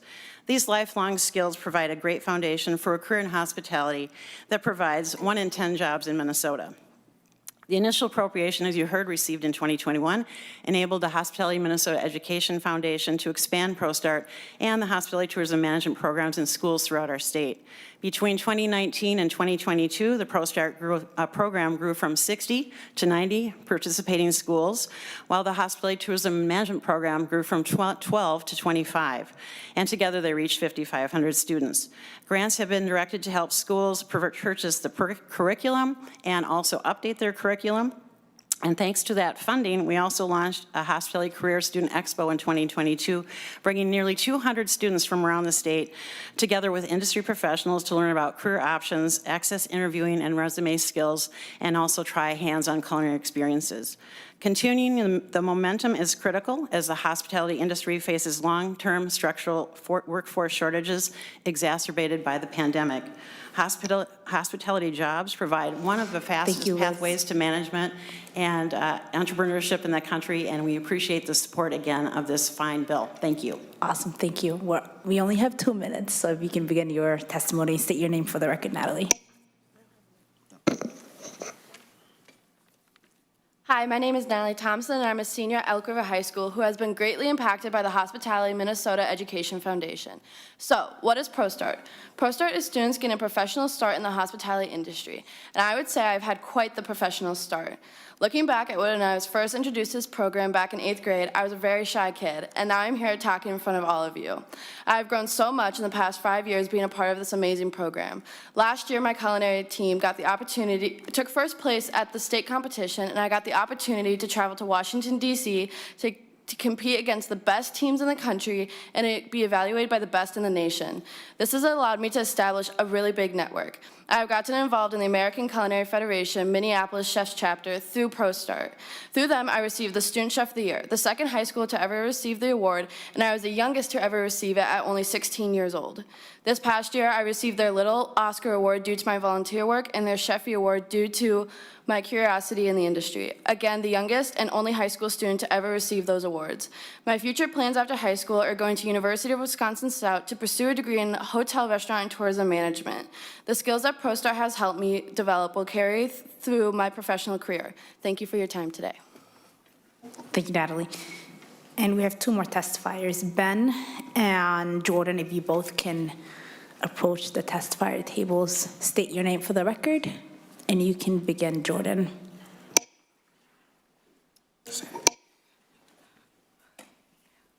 Hello.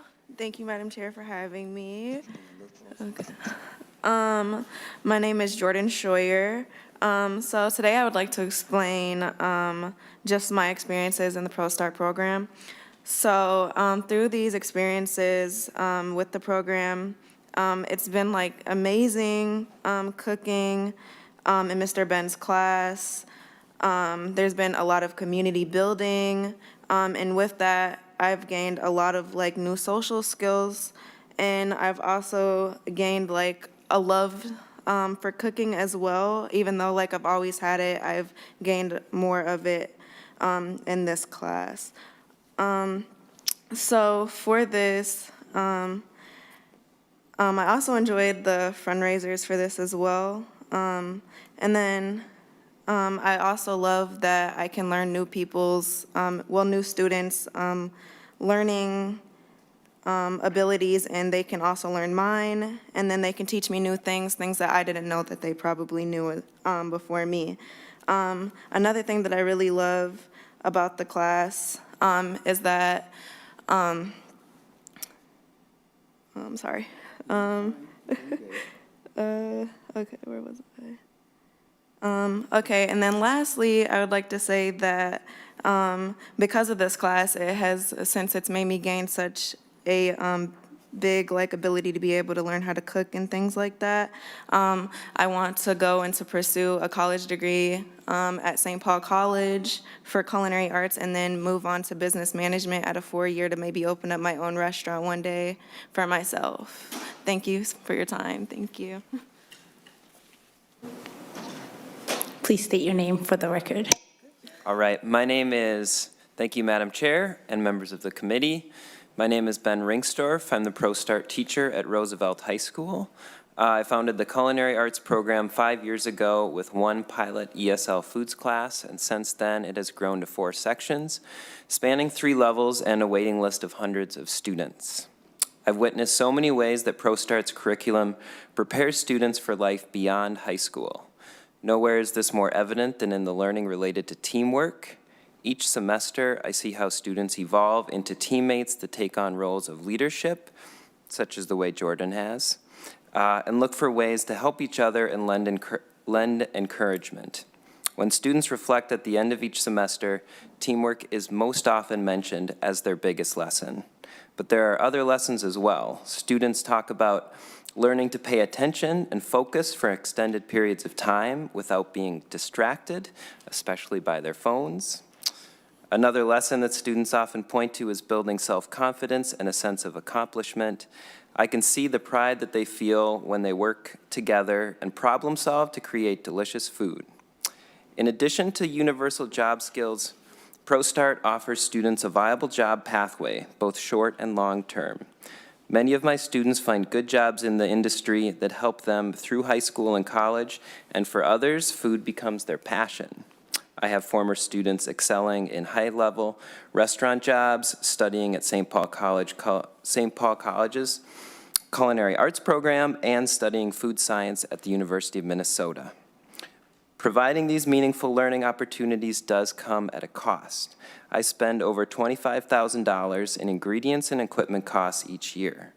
In a perfect world, I would have a budget through the district. Unfortunately, I get no financial assistance from the school and have to find money by other means. And I know I'm not alone in this situation around the state. This bill provides important funding that will make it possible for students to keep cooking and learning together in our ProStart classes. Thank you. Thank you. And last but not least, we have Noah Rosenberger. If you can approach the testifier table, state your name for the record, and you can begin your testimony. Thank you, Madam Chair. My name is Noah Rosenberger. ProStart is a very great program. It gives you industry basic skills such as how to cut with knives, knife skills, sauces, all the things you need. And it also provides certifications at the basic levels such as food handler, and I was lucky enough to go through the food protection manager certification, which is all covered by Hospitality Minnesota Education Foundation. Traditionally, these programs cost upwards $200, $300 for one person to go through it. But thanks to this grant, it's able to cover whole classrooms across the state. This program also gives job readiness to students so they can exit high school and evade a traditional 2 to 4 year program of culinary school and go right into the industry with the skills that they need. I had the ability last year on the Sauk Rapids Rice management team to go to Washington, D.C. and bring home the 2nd place trophy back to Minnesota.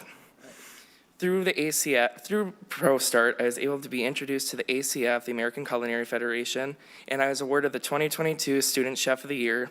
And through the Hospitality Minnesota group, I've been able to meet industry professionals, get job offers, and I've been called back after I finished my 4 years to work in some of these hotels. And I wish full support for this bill. Thank you. Thank you. Members, Senator Dreon. Thank you. And Senator Champion, thanks for bringing this forward. As you know, I was in the hospitality industry for over 20 years, 22 years, I think. I love the industry. Thank you for all your testifiers for coming forward and speaking. They did a great job. We are in desperate need of good, trained co-workers in the hospitality industry, and I think it's a good program, and thanks for bringing the bill forward. Any other questions or comments for Senator Champion? Senator Housley? No? Okay. That is Senator Nelson. Oh, you read my mind before I even got my hand up. Thank you so much. I just wanted to really also chime in on what a great program this is. Hospitality is very important in my district. We have a similar type hospitality training within our schools. It's been phenomenal. It's been a joy to hear the students and see how this training has really helped propel them into the hospitality industry. It can be very rewarding, and so I really encourage you all, and thank you, Senator Champion, for bringing this bill. It's a very good bill. Madam Thank you, Chair. Senator Nelson. Senator Champion. Just in closing, I just want to say thank you to the committee for listening to this important proposal. I also want to thank all of the testifiers. As you probably couldn't hear, there was some knees knocking, but they did such a wonderful job testifying and delivering such an important message to this body. The only thing they did wrong is that they didn't bring any food. That's the only thing they did wrong. So I want to encourage them the next time, you know, bring some food. That's what we do. So thank you, Madam Chair. Thank you, Senator Champion. Members, this bill would be laid over for possible inclusion. And Madam Chair, the next bill that we have, and I only have one testifier who will come up and help walk through the bill, is Senate File 1498. Great, you can begin your testimony. Thank you, Madam Chair. So this bill really is, and I should mention, there is something in your packet. We just got a reaction from someone about this bill and the concerns that they have. And just so that you know, we're going to make the presentation today, but it's going to be laid over for possible inclusion. And we'll do what we always do, which is try to talk to everyone we can and see where we can agree, and have to go forward in those spaces that we don't agree. So with that being said, this is Senate File 1498, and I'll ask my testifier to walk through the provisions of the bill. Senator Champion, I understand that you have the A1 amendment. Yes, that is correct. I move the A1 amendment, Madam Chair. Senator Champion moves A1 amendment. All those in favor, say aye. Aye. All those that oppose, say nay. All right. The motion prevails, Madam The Chair. motion prevails.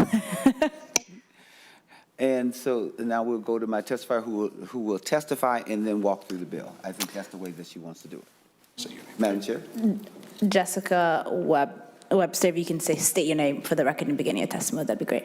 Thank you, Madam Chair and members of the committee. My name is Jessica Webster. I'm a staff attorney with Legal Aid, and I've worked in and around unemployment insurance for about 16 years. During that time, I've also served on DEED's stakeholder group, also known as the Unemployment Insurance Advisory Council. For many years, Legal Aid has advocated to ensure that unemployment insurance is accessible to all workers. And Legal Aid sees firsthand how some workers, typically those concentrated in lower wage industries, have barriers to accessing UI. These workers are disproportionately women, people of color, low-income parents, victims of violence, people who speak English as a second language, Minnesotans experiencing homelessness, and adults who work through chronic illness and disability. This bill doesn't address all of the barriers in UI, but it does make three critically important reforms, and I'll walk specifically through the bill in a minute, but just to kind of talk about the buckets. The first change is this bill gives people, workers, and employers more time to appeal a denial or an overpayment when they've been overpaid benefits. It changes from 20 days to 60 days the time to appeal. The second thing it does is it clarifies that misrepresentation is not unintentional mistake. The system is set up not to snag people who make mistakes, but it is doing that in a couple different ways, when people are late in filing their appeal or when they really don't understand the process. The third bucket of reforms is around the penalties and fines that happen when people make mistakes in the process. I think in your packet, you have a chart that shows how Minnesota compares to other states. Minnesota has a 40% penalty on the top, has a 12% interest rate. The debts run for 10 years. And so this bill changes some of those to align with the majority of other states and make sure that we're not creating a debtor's prison of sorts when these debts happen. And I know that we're a little short on time, but I'll tell you what this bill does not do. This bill does not take away DEED's tools to use revenue recapture, garnishment to be repaid. Anyone who's overpaid still has to repay their overpayment. It does not touch Section 268-182, which allows for criminal prosecution when there is a more egregious fraud on the UI system. That stays intact as well. So I think Chair wanted me to walk through the bill just a little more specificity. So I'll tell you that in the amendment, sections 1, 3, and 7 through 10 change those 20-day appeals to 60 days. Sections 2, 4, 5, 11, and 13 eliminate the reference to the interest penalty. So right now, Minnesota has a 12% interest. This would eliminate interest on those debts like 17 other states. Section 6 keeps in place 2 years that deed can look back for ineligibility rather than 4 years. Section 12, again, looks at that 12% penalty, but also Section 12 does some things around clarifying that misrepresentation is not an intentional mistake. When looking at whether someone has made a mistake, it requires deed to look at the facts and look at literacy, language, disability, mental health barriers of the applicant. Also reduces the penalty from 40% to 15%, which is required by federal law, and puts us in line with most other states. I think it's 39 other states have a 15% penalty. And then it also allows someone with an overpayment to repay that old debt through offset. Minnesota is the only state in the nation that does not allow someone to use a future unemployment insurance benefit to pay off an old debt. I think that deed has some valid concerns about how this is structured in the bill, and we need a technical amendment to address some of those concerns to make sure that someone who has misrepresented is not continued to be paid the week after that misrepresentation, but that seems to be a technical fix that can be made. And the final thing in that section would be changing the cancellation for debts to 6 years rather than 10 years. And with that, Madam Chair, I will thank you for the opportunity to testify and stand for any questions. Thank you. Members, questions for or comments for Senator Champion or his testifier? Senator Nelson. Thank you. Thank you so much. Senator Champion, I appreciate the good walkthrough here. This is the first time I've seen this. Where, other than the amendment, and this might be for your testifier, Senator Champion, other than the amendment that you mentioned that Deed thinks is necessary, and I think that was regarding using future, I think that had something to do with using future benefits to pay for old debt, if I'm not mistaken. Other than that one aspect, which I think there's some more coming, where does Deed stand on the rest of this bill? Madam Chair, Senator Nelson, if you have the Deed memo in front of you, I have some annotated comments that I could provide. So that the very first part of the Deed memo is what you just asked about. Madam Chair, I just don't have the memo. Or I was going to say the same thing. We don't know we don't have the memo, or we don't know what the Deed memo is. Give me one moment. It's the thick packet that looks like this. And at the top, it says HF 784-14. Thank you. That's correct. Thank you. Madam Chair, Senator Nelson, so the first thing I mentioned was offset, and that's, you see an amendment in the first section there. The second concern that Deed had was around, there's a lot of concerns, I think, around Deed's computer systems and whether or not they can catch some of the things that they're looking for in time. So Deed would like to have 4 years to look for misrepresentation overpayments. I think that's one of the places where legal aid disagrees. If we're sending something to someone 4 years later, they're not going to have time maybe to gather their evidence and their information for their appeal. So I think that might be something that we could give Deed more time during recessions, during national pandemics. But as a general rule of business, 4 years feels like a very long time to give Deed. Another concern they had was around the language around workers who have disabilities and language barriers. They thought this list looked exhaustive and that we should be careful about creating an exhaustive list, and I think that's a technical fix that we can make sure that list is not exhaustive. So there's amendment suggested there. Going to, I'm sorry, because they're not numbered, but going to 26818 subdivision 2B, where they looked at the 15% payment to 40%. They're acknowledging that there's some complexity in recoding the computer system and that they may need extended time to recode and make those changes, which seems reasonable to legal aid. There was some concerns about the 60-day appeal deadline as it relates to misrepresentation. Believe those concerns are moot because I believe Deed was writing this memo from the underlying bill, and when Chair Champion amended the bill, all of the 60-day amendments or the 20-day appeal deadlines were amended to 60 days.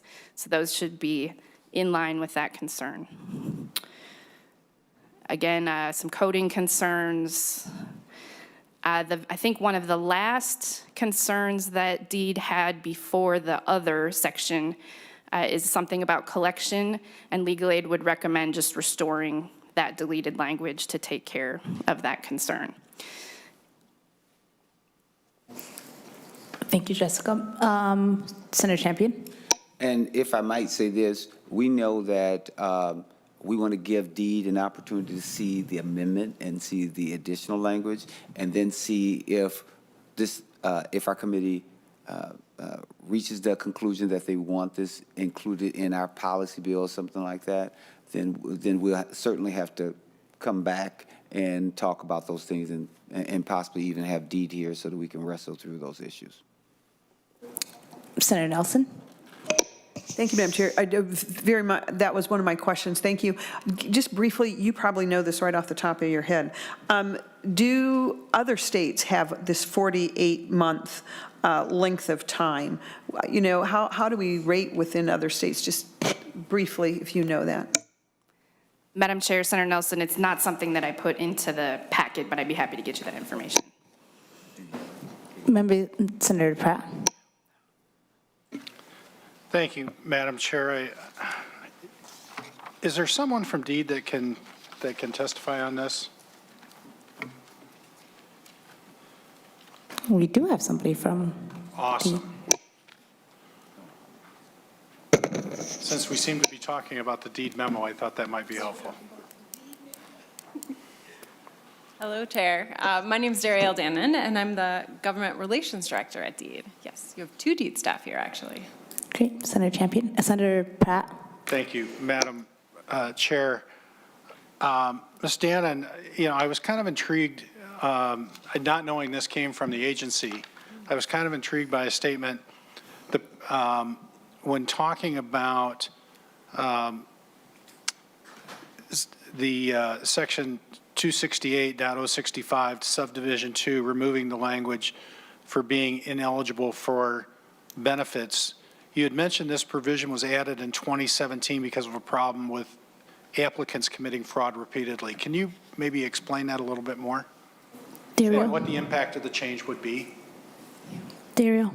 Yes, Senator Pratt, I'm happy to explain that. So the Unemployment Insurance Advisory Committee spent a couple of years looking at ways that they could strengthen the unemployment insurance system to ensure that when folks were committing fraud, that they were not sort of repeat users of the system continuing to commit fraud. And so this was part of, in fact, many of these provisions that are in here were kind of part of that package of changes that were made at that time. I can't speak to, you know, what impacts this would have, but we certainly do have concerns about a number of these provisions, that they do go to the integrity of the unemployment insurance system and some of the things that we have in place to ensure that fraud is not easily committed on the system, and that when folks do commit fraud, that they cannot easily do that on an ongoing basis. Senator Pratt, follow-up. Thank you, Madam Chair. Ms. Dannon, you know, in your memo, and this was a concern that I had, you talked about losing the authority to look back for 48 months.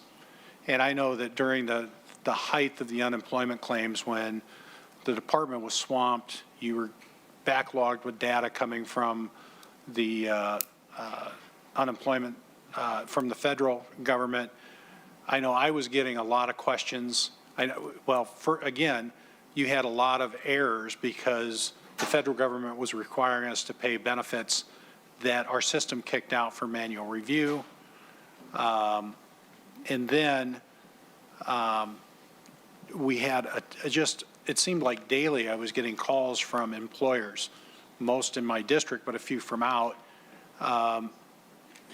challenging the status of claims. And my question is, given that volume, right, does 24 months seem reasonable? Dario? Thank you, Senator Pratt. So the 48 months that we have, that is intended to capture, we do get, exactly as you shared, we get a log from, there's a federal system that's behind all of this. And that federal system and employer reporting can become quite delayed, particularly in times of recession. So this is intended to be able to capture when we have those delays, when we need to go back and reconcile. And we are right now in a period, even though it seems like, the pandemic is, I think, behind us. I think we've all seen many states have ended their peacetime emergencies and other things. We are still very much in a state that we are reconciling those records. We are likely to be doing that for at least another year, maybe two. So that's what this language is intended to allow us to do, is to go back and do that reconciliation. So yes, we do have concerns about making that change. Senator Pratt, follow-up? Yeah, thank you, Madam Chair. To Senator Nelson's question, she had asked what other states are doing as far as timeline for being able to file an appeal. On page 3 at the top, it says the longest existing deadline for unemployment issues in all jurisdictions is 45 days. So a 60-day window would put us well outside the norm for other jurisdictions. Is that correct? Dario?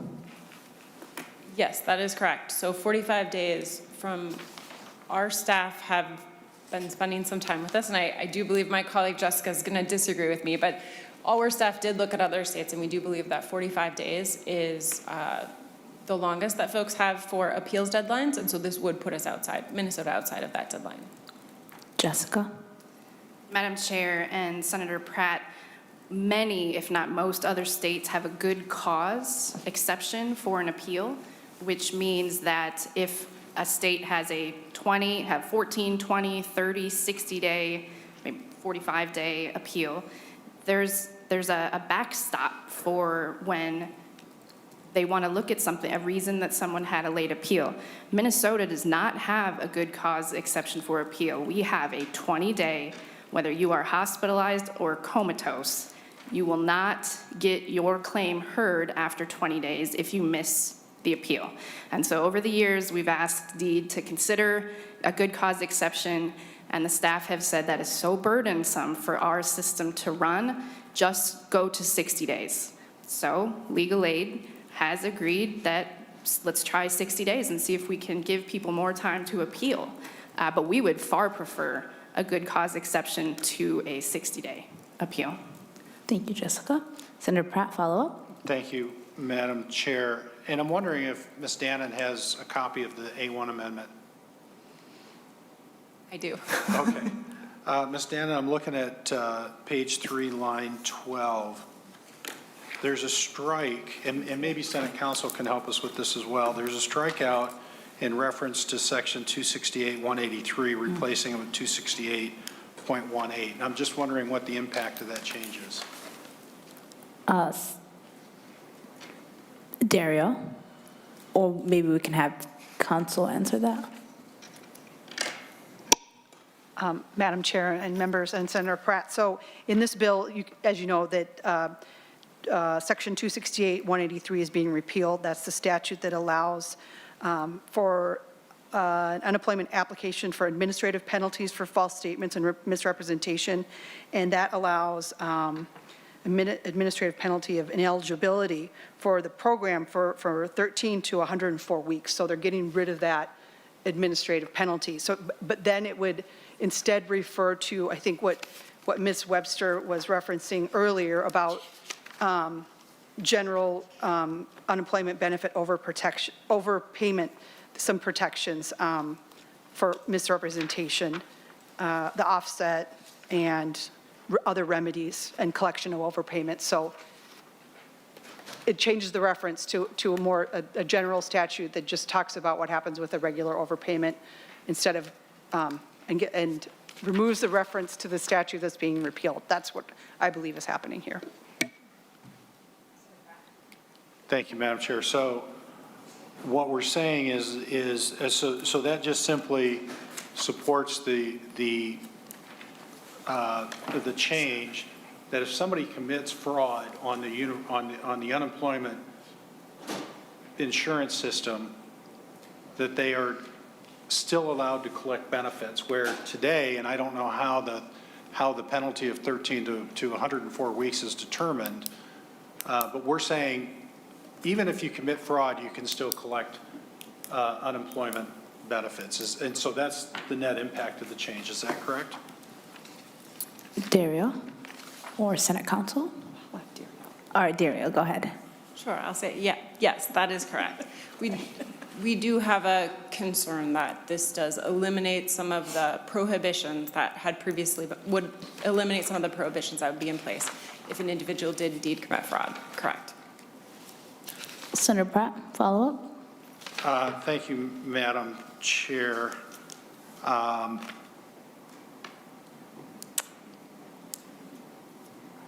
Senator Champion, I'm curious, you've cut out the entire interest section and starting on page 10, line 30 through page 10, 11, or page 11, line 2. And I know that there's a recommendation to lower the interest rate from 40 to 15%. What is the impact? What is the need to eliminate this section? Senator Champion. Thank you so much. So I will tell you what I think, and then I'll also go to my testify. When you think in terms of the interest rate, we were looking at being much more in line with other states, and it's my understanding that other states are more at 15% as opposed to 40%. And so wanted Minnesota to conform to what appears to be there. That's my understanding. That's one of the reasons why we thought it would be appropriate and not just have this high interest rate, because what ends up happening is that individuals get further and further in debt, because if you have a high interest rate and penalty, it just grows and grows and grows, and especially if someone has an inability to pay. So even though you want to penalize someone or have this interest, we think it should be much more in line with what's happening in the rest of the nation. But I'll also go to my testifiers just to make sure that I'm right. Jessica. Madam Chair, Senator Pratt, Chair is absolutely right. To give you an example of what this looks like, and I know you're referencing fraud. These are not always cases of deceit and dishonesty and fraud. If you miss that 20-day appeal and you have you did not commit fraud, but you have an overpayment, a misrepresentation overpayment, you will be paying the high interest and the high penalty, because you cannot go back and have your story heard. You cannot have legal aid take you back and resolve a misrepresentation overpayment. So we had a client recently who worked multiple jobs, bakery, warehouse, temp jobs. She made a mistake in not reporting all of her income and had a $4,300 overpayment. With penalties and interest, she's now at $17,000. We have several of these where folks had a $2,000 overpayment. They're now $10,000. And I just want to be, Madam Chair, I want to be really brief to say this. Senator Pratt, what the issue is that we got to be very careful in our use of words. What we're saying is there may be the conclusion that someone was fraudulent. Then there's still the things that deed can do and anyone can do. But what we're talking about is that there's no backstop that allows someone to have the opportunity to present information to say, hey, I was in the hospital, or hey, I missed this because I didn't really get it, or I moved, or something like that. Here is the information that you're looking for in order to demonstrate or show that I didn't misrepresent something, I didn't do anything wrong. What's happening is that deed has a hard stop and has a period regardless of what your justification or explanation could be. That's the problem. And so the department has been very hard and harsh, as you can hear, and they don't necessarily fill out the information. We should never let Minnesotans or your mother, your father, your uncle, your son, or anyone be in a situation where they're not given an opportunity to say, here's what happened. You've heard my testifiers say, why don't we have this other language that says Deed can listen to those other things and determine if the explanation or justification that they're giving, even as to why they did not state their claim within 20 days, for that to be considered.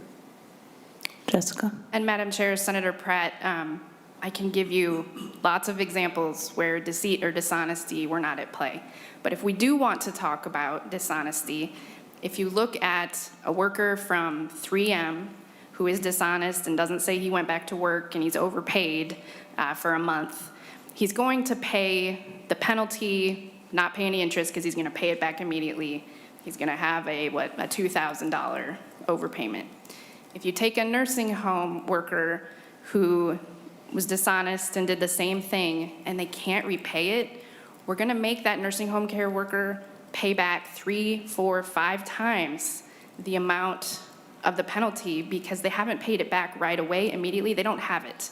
So 40% penalty, and we're going to run 12% interest on someone who is low income for 10 years. And this is something that Minnesota is moving away from in other contexts. We're moving away from fines and fees because they cause burdens in other areas of the system. So that's why this is looking at that fines and fees piece of the system. Thank you, Jessica. Also, members, this committee is running overtime. Senator Pratt, go ahead. Well, thank you, Madam Chair, and, we're hearing the bill, and I'm trying to get through it as quickly as I can. I agree with you, Senator Champion. Words and the language matter, and I'm looking at the language in your bill that we're saying a misrepresentation is an intentional false statement or representation in an effort to fraudulently collect benefits. So, Ms. Webster, I disagree with you in the fact that what we're talking about are people who just make simple mistakes. And let me finish. This bill does more than just change that appeal time. I applaud Senator Champion actually for clarifying the language about, what this means. But when we're talking about the penalties of 15%, when we're talking about an interest rate, and interest is not a way to profit from these folks. Interest is the time value of money. That's what I was taught in banking school. And there is a value to money to be able to say that we're going to set you up on a payment plan so that the net proceeds that you pay back have the same value today as the point in time when they were stolen. And yes, they were stolen. Yes, the bill says that we're fraudulently collected. We are not talking about people who make mistakes. The bill clearly states that we're talking about those who intentionally are intentionally trying to defraud the system. And I think it's wrong for us to be making it easier and more profitable to commit unemployment fraud. I mean, we saw a lot of it come through during the pandemic and the governor's shutdowns, and I think this is the wrong time to take this on. But I have a number of other questions. I just want to make sure I got that out.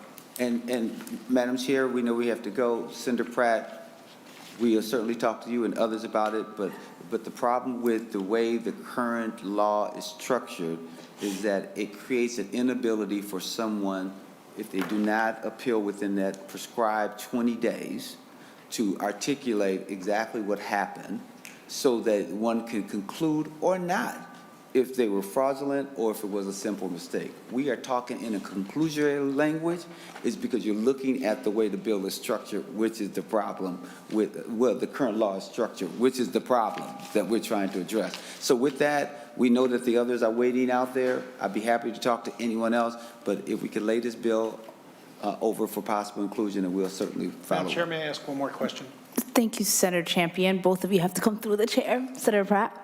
Thank you, Madam Chair. One more question, and this is to Ms. Dannon. You mentioned the Unemployment Advisory Council. Has the Unemployment Advisory Council reviewed this bill and weighed in at all? Waiting to go through the chair. Yeah. Sorry. Chair, Senator Pratt, no, it hasn't. The Unemployment Advisory Council is set to meet, I believe, in March. So that would be the next opportunity to review the bill. Thank you. With that, members, that concludes our business for this. Oh, sorry. The bill has to be laid over. This bill will be laid over for possible inclusion. Thank you. And with that, members, that concludes our business for the day.